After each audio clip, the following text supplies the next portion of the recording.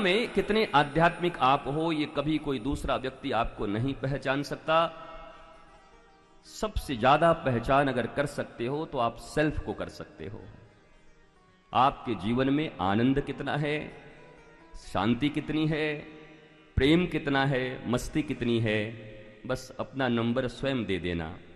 100 में 30 है कि 17 नंबर अभी तक है कि 65 आ चुका है, 99 पे आ चुके हो, कोई तुम्हारा एग्जामिनर नहीं है, क्योंकि तुम्हारे दिल की बात सिर्फ तुम जानते हो। तुम्हारे दिल में जितनी प्रसन्नता, हृदय में जितनी प्रसन्नता हो, प्रसादस्तु प्रसन्नता। भागवत जी का प्रसाद क्या है? बोला प्रसन्नता है। लडुआ कचौड़ी पूड़ी तो है ही, खा ही ले, वो तो खाना ही है, पर भागवत जी से निकल के लडुआ पूड़ी कचौड़ी खा के भी इसमें नमक ज्यादा था, ये पांडाल अच्छा नहीं था, ये बाबा का तो कथा हम बहुत बार सुने, प्रसन्नता नहीं हुई तुमको भागवत में आने के बाद भी? भागवत से तो प्रसन्न होके निकलते हैं, आनंदित होके निकलते हैं, यही प्रसाद है इसका।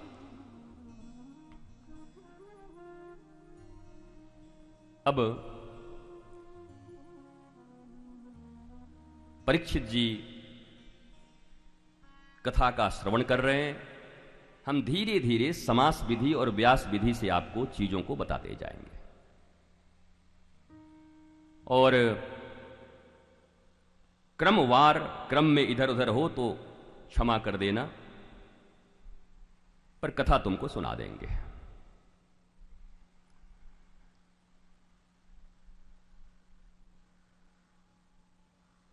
अब सीधा आ जाते हैं सृष्टि विषयक कदम पर, या उससे पहले विदुर जी और कहो तो उद्धव जी को मिला देते हैं ज्ञान गूदड़ी में, वृंदावन में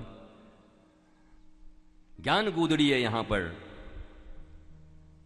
नाम तो इसलिए रखा गया है कि उद्धव के ज्ञान की गूदड़ी निकल गई, पर यह भी कह सकते हैं कि इस ज्ञान गूदड़ी में आकर के गूदड़ी से जैसे लाल निकलता हो वैसे उद्धव और निखर के निकल गए, राधा रानी और गोपियों का प्रेम पाकर। यह भी हो सकता है, बहुत सारे देखने के तरीके हैं अपने अपने। उस भाव से जब देखते हैं तो कहते हैं उद्धव की ज्ञान की गूदड़ी हो गई, पर यह भी है गूदड़ी से लाल निकल गया। एक उद्धव सूखे सूखे गुरु बृहस्पति के शिष्य, कश्मीर से पढ़ के आए हुए, हर जगह बस ऐसे ऐसे देखते रहते थे। गुरुदेव ने कहा था कृष्ण ईश्वर हैं, भगवान हैं, पर जब वो वेद वेदांत सिद्धांत के अनुसार देखते तो कहीं से भगवान लगते ही नहीं, रोते रहते बैठ के ऊपर छत पे। बोला अरे भगवान भी रोता है। लीला देखने का भी जीवन में अधिकार उसी का है जो तत्वतः आध्यात्म को समझ चुका हो, जान चुका हो। अगर तत्व नहीं जानते तो लीला में दोष दर्शन हो जाएगा, अपराध हो जाएगा। कई महात्मा ऐसे हैं यहां पर, यद्यपि वो लीला के तहत ही उन्होंने ऐसा किया। एक बार तो सनातन गोस्वामी जी के विषय में ऐसा कहा गया, और लीला दर्शन कर रहे हैं ठाकुर ठाकुरानी का, बीच में एक पंडित जी उधर से जा रहे थे, तो वो दिव्यांग थे, विकलांग थे। उस समय ऐसी कोई लीला चली कि उनको हंसी आ गई और वो नाराज हो गए। बोला छो, हमारी विकलांगता पर हंसता है, महात्मा बनता है। और कहते हैं उसके बाद उनको लीला दिखनी बंद हो गई। भैया जानबूझ के वैष्णवापराध करोगे तब की बात तो छोड़ दो, अनजाने में भी अगर भक्तापराध और वैष्णवापराध हो गया तो भगवान अपनी लीलाओं को बंद कर देते हैं तुम्हारे सामने से, बड़ी सतर्कता के साथ।